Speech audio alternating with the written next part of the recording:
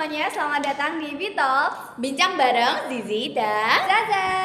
Oke, Bitox ini merupakan inovasi program kerja dari BPM jurusan keperawatan yang akan membahas tentang budaya malu di jurusan keperawatan Poltekkes Kemenkes Surakarta. Nah, episode pertama kita kali ini bakal bahas apa nih Kak Zizi?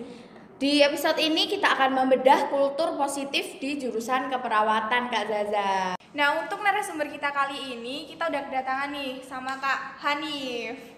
Halo teman-teman semua. Halo, Kak Hanif, silahkan perkenalkan diri Kak. Oh iya, jadi perkenalkan teman-teman semua, nama saya Hanif Furqan Mustafa. Saya Ketua BPM periode 2020. Salam kenal. Halo Kak Hanif, salam kenal.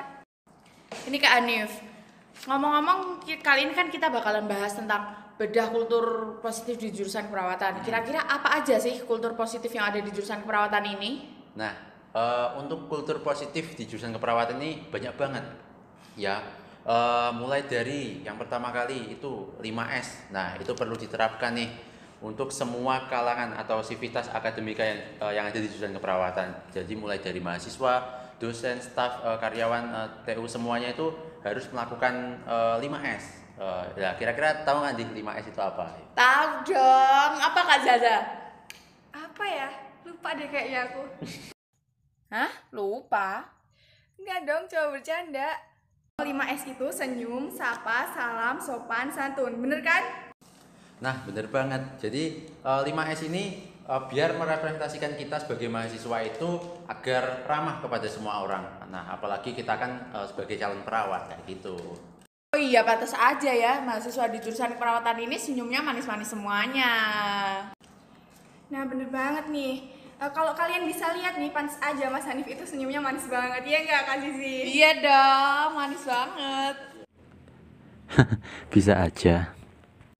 Oke, selain 5S itu apalagi ya Kak kira-kira kultur positif yang ada di jurusan keperawatan ini? Nah, ada lagi nih kultur positif di jurusan keperawatan. Semisal kita bertata krama dan bersopan santun kepada dosen. Nah, ini penting banget untuk mahasiswa jurusan keperawatan semua ya.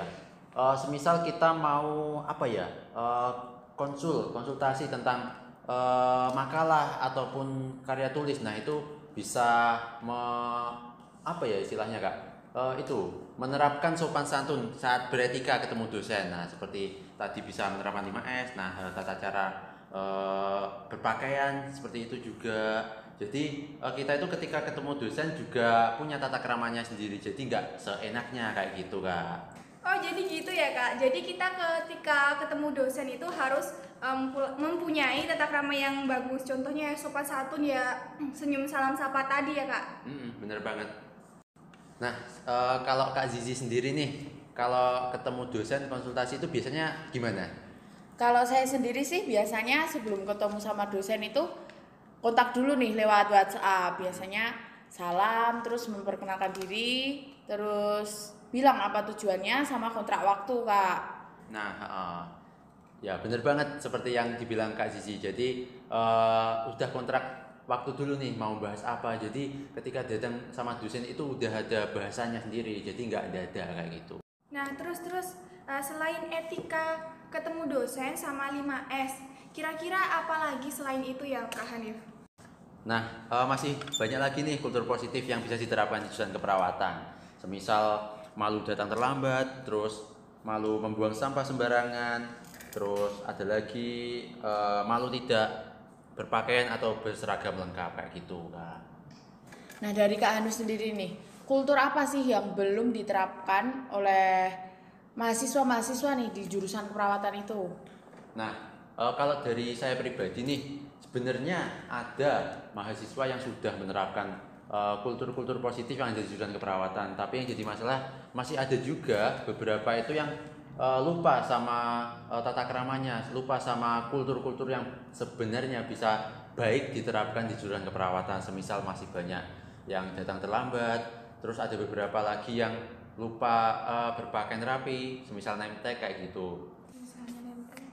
Nah, terus masih beberapa juga yang masih membuang sampah itu tidak pada tempatnya. Jadi di lantai-lantai depan kelas itu kadang masih ada sampah yang berjatuhan, entah mungkin jatuh atau enggak membuang sampah sembarangan, tapi seharusnya kita sebagai mahasiswa lebih pekat terhadap sampah, sehingga kita perlu mengambilnya dan memasukkannya ke dalam tempat sampah kayak gitu, Kak.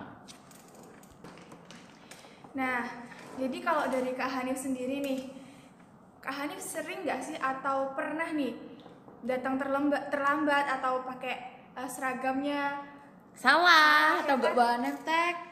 Nah, kayak gitu. Jadi dulu itu aku juga pernah terlambat, itu juga pernah. Kelupaan bawa name tag juga itu juga pernah juga. Nah, kayak gitu.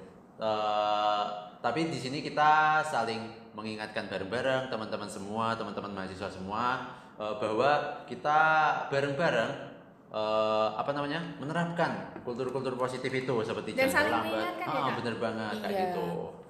Iya, jadi dari di sini dari Kak Hanif, Zizi sama Zaza di sini tuh juga sama-sama bukan manusia sempurna. Jadi kita dulu juga pernah melakukannya pastinya. Untuk kedepannya kita semua nih ngajak teman-teman semuanya untuk terus membudayakan budaya malu yang ada di Jurusan jurusan keperawatan. Jadi membudayakan malu bukan memalukan budaya kayak gitu kan. Iya, bener banget sama apa yang dibilang Kak Hanif nih. Mau membudayakan malu atau memalukan budaya, pilihan ada di tangan kalian.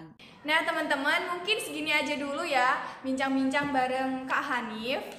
Mungkin kita akan bertemu di episode selanjutnya. Dadah Kak Hanif, terima kasih ya. Halo. Duh, maaf nih kelepasan ngomongnya ketawanya. Soalnya Kak Hanif lucu banget sih. Udah mau ditutup masih halo-halo aja.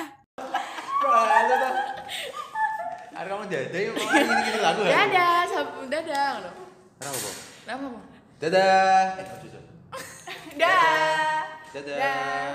Oke, buat teman-teman semuanya, nantikan Bitox episode selanjutnya bersama dengan Zizi dan Zaza. sampai jumpa.